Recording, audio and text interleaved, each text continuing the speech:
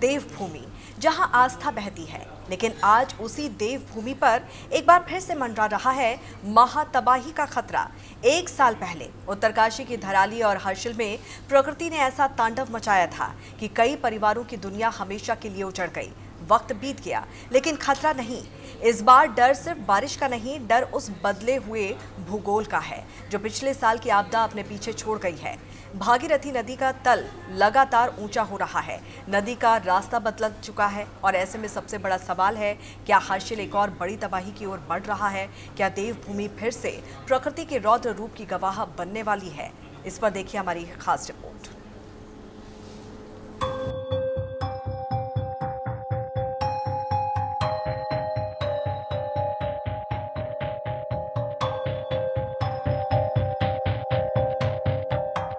देवभूमि, जहां हर साल लाखों श्रद्धालु मोक्ष की तलाश में पहुंचते हैं, लेकिन इस बार उसी देवभूमि पर मंडरा रहा है महातबाही का साया। 1 साल पहले उत्तरकाशी के धराली और हर्षिल में जो हुआ, उसने पूरे देश को हिलाकर रख दिया था। पहाड़ टूटे, नदियां उफान पर आई, सेना का कैंप मलबे में दब गया, बाजार बह गए और भागीरथी का रास्ता भी बदल गया।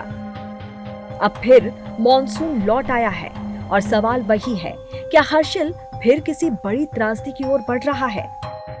दरअसल अगस्त 2025 को उत्तरकाशी के हर्षिल के ऊपर मौजूद तेलगाड़ कैंचमेंट में कुछ घंटों की मूसलाधार बारिश ने ऐसी तबाही मचाई थी जिसकी किसी ने कल्पना भी नहीं की थी। हजारों टन मलबा, सैकड़ों विशाल बोल्डर, उखड़े हुए पेड़, सब कुछ रफ्तार पकड़कर खीर गंगा के रास्ते धराली और फिर भागीरथी में उतर आया। कुछ ही मिनटों में धराली बाजार मलबे में दब गया, सेना का कैंप बाढ़ की चपेट में आ गया, कई सैनिक लापता हो गए, कई की जान चली गई और भागीरथी नदी का पूरा भूगोल बदल गया। कुछ ही घंटों में भारी बारिश, हजारों टन मलबा नीचे आया, सेना का कैंप प्रभावित हुआ, धराली बाजार तबाह हो गया, भागीरथी का बहाव बदल गया, नदी में झील जैसी स्थिति बन गई। आपदा खत्म हुई, लेकिन खतरा अभी भी है। आज भी तेलगाड़ से आया मलबा भागीरथी के बीचों बीच जमा है। कई जगह नदी का तल पहले से कई मीटर ऊंचा हो चुका है। जहां पहले तेज बहाव था, आज वहां पानी रुक रहा है। यानी अगर दोबारा तेज बारिश हुई तो पानी को निकलने की जगह नहीं मिलेगी और यही सबसे बड़ा खतरा है। इस बार चिंता सिर्फ बारिश की नहीं, बल्कि उस भूगोल की है जो पिछले साल की आपदा ने बदल दिया। सैटेलाइट तस्वीरों में साफ दिख रहा है कि कैसे खीरगाड़ और तेलगाड़ से आए भारी मलबे ने भागीरथी का स्वरूप बदल दिया है। नदी का तल पहले से ऊंचा हो गया, धराली और हर्षिल के बीच झील बन गई और कई जगह नदी अपने पुराने रास्ते से हट गई। लेकिन अगर वैसी ही बारिश इस बार भी हुई तो क्या होगा? तेलगाड़ और खीरगाड़ में अचानक फ्लैश फ्लड आ सकता है।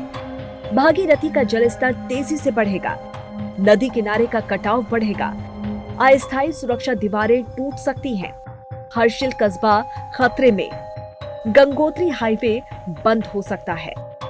डर इसलिए भी ज्यादा है क्योंकि मॉनसून अभी शुरू ही हुआ है। हर्षिल के करीब 3000 लोग हर बारिश की रात जागते हैं। उनकी नजर आसमान पर नहीं, बल्कि भागीरथी के बढ़ते जल स्तर पर टिकी रहती है। विशेषज्ञ भी मानते हैं कि हर्षिल का जोखिम अब केवल मौसम पर निर्भर नहीं करता, बल्कि साल की आपदा ने घाटी की संरचना बदल दी है। नदी में जमा मलबा, बदला हुआ बहाव और अधूरे सुरक्षा कार्य इस मॉनसून को पहले से ज्यादा चुनौतीपूर्ण बना रहे हैं।